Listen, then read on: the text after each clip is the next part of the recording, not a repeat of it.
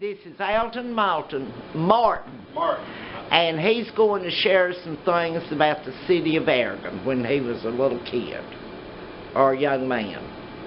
Okay, go. Well, in the summertime, my favorite place was the Dysole in the creek.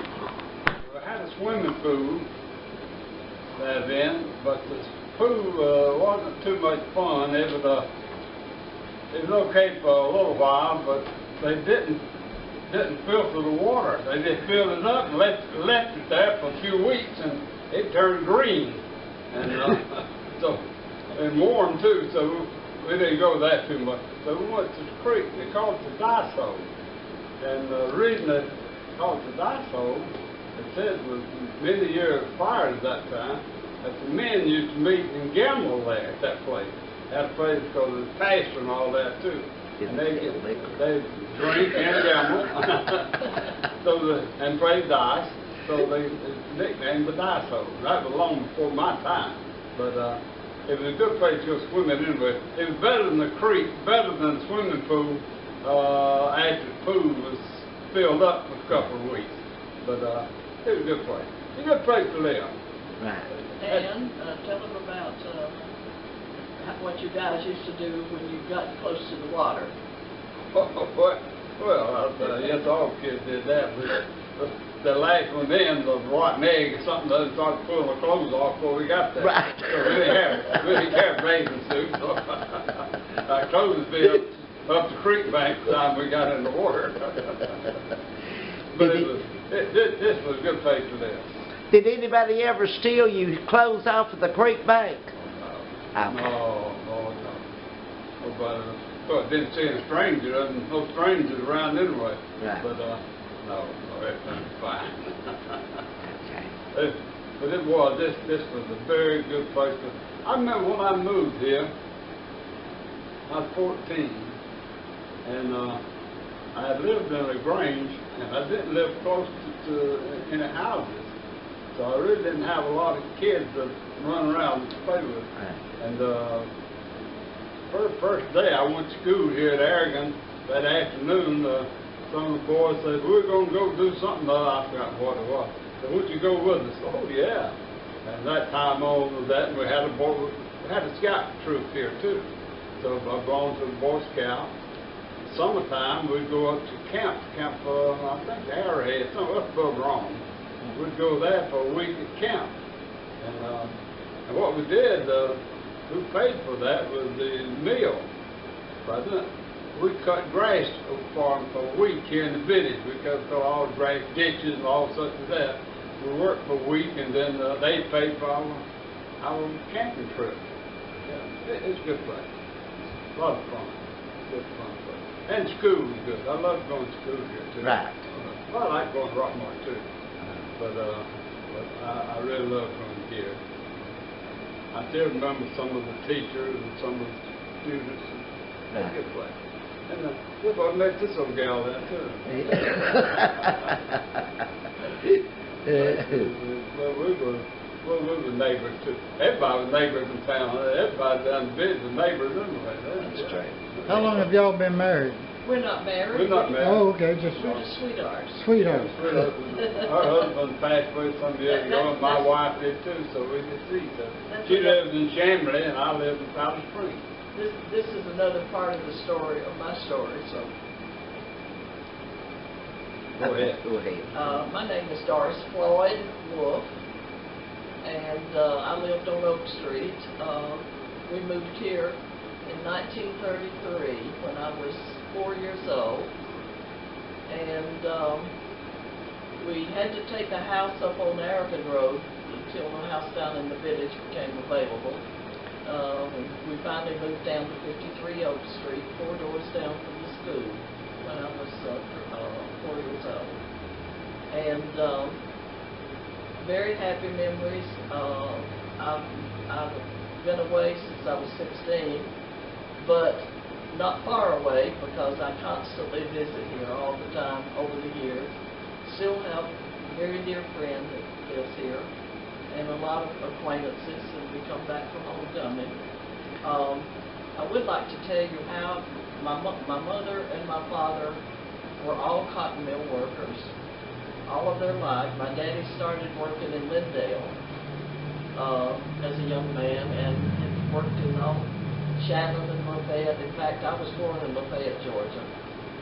And the way he got the job here, he knew Mr. Dave Neal, who was Mr. Harry Neal's father in a previous employment. And I've got my daddy's diaries from that period in the 20s, and he notes in his diary that he had received a letter from Mr. Neal that day that he had a job waiting for him in Aragon and a house, and this is how we ended up here. He was a personal friend of Mr. Dave Neal. And he also notes in his diary when Mr. Neal passed away, and his comment was, when he heard of it, he said how sorry he was. He said he was my friend.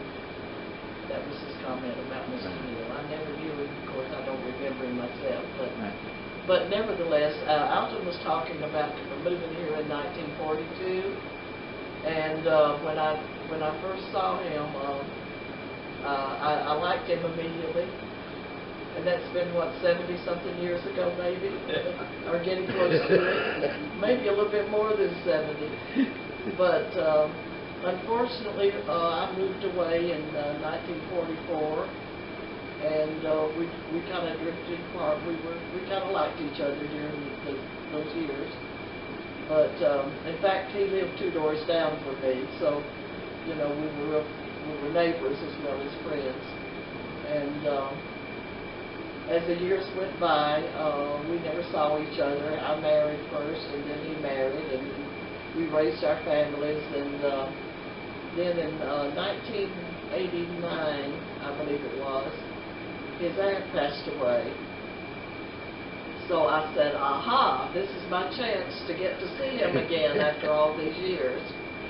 So I dollied up real pretty, put on my best dress and combed my hair and put on my makeup and came to the funeral home. And so someone had to show me who he was because I didn't recognize him and he didn't recognize me. But we did. I used to have hair. When I last saw him, he was tall, dark, and handsome, and then when I saw him again, he was short, bald, and fat. So I looked a little different too myself at that point. But nevertheless, we did see each other after all those years and said hello.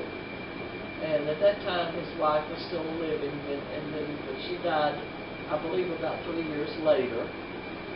After that, and we kind of, after a period of time, we kind of started talking on the telephone, and one thing just led to another, and this was in 2001.